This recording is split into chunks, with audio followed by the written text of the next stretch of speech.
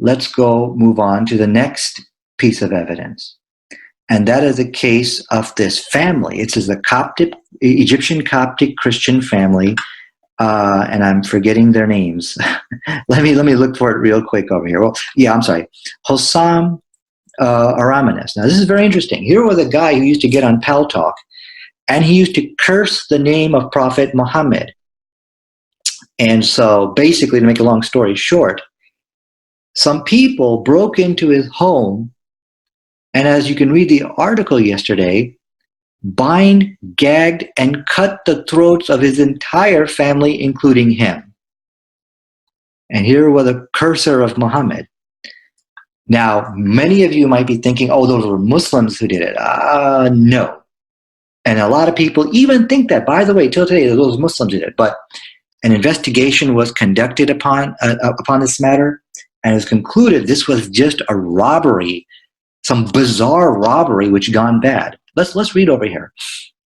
For many New Jersey City Muslims and Copts who had lived in peace for years, but who had feared that the case might lead to the kind of sectarian strife that has plagued their communities in Egypt for centuries, there was an expression of relief that the two men, neither Egyptian nor Muslim, had been charged in this murderous robbery. What they're saying here is the people who committed this crime, heinous crime, had nothing to do with Islam.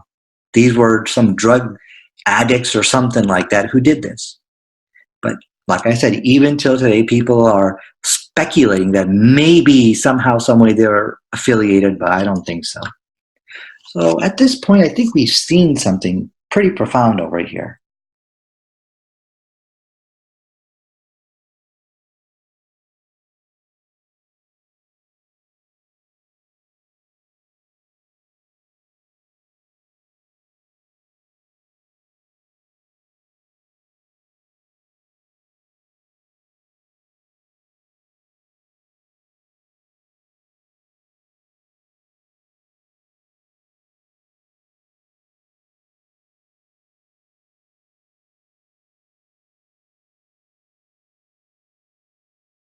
Ibn Hajar al-Asqalani, rahimahullah, he mentions in his book, Durar al-Kamina, that the Christians in his time would send out their preachers and missionaries to the tribes of the Mongols in hope that they would accept Christianity.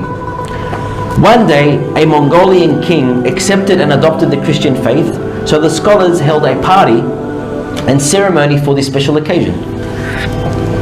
He mentions that among the Christian missionaries was a preacher who wanted to give a sermon, wanted to give a speech. And so he stood up and began to insult the Prophet Muhammad sallallahu alaihi wasallam.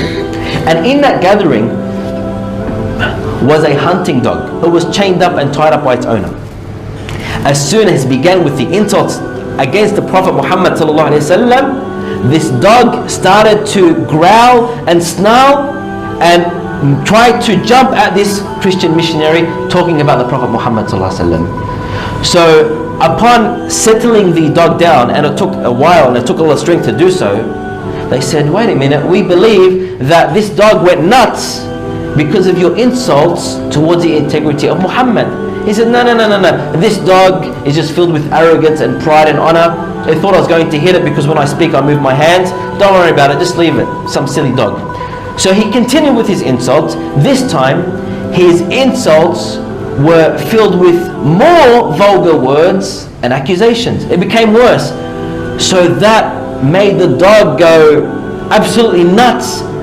It broke free from its chain and it jumped towards the man. It mentioned that it ripped out his throat in one bite and he died instantly.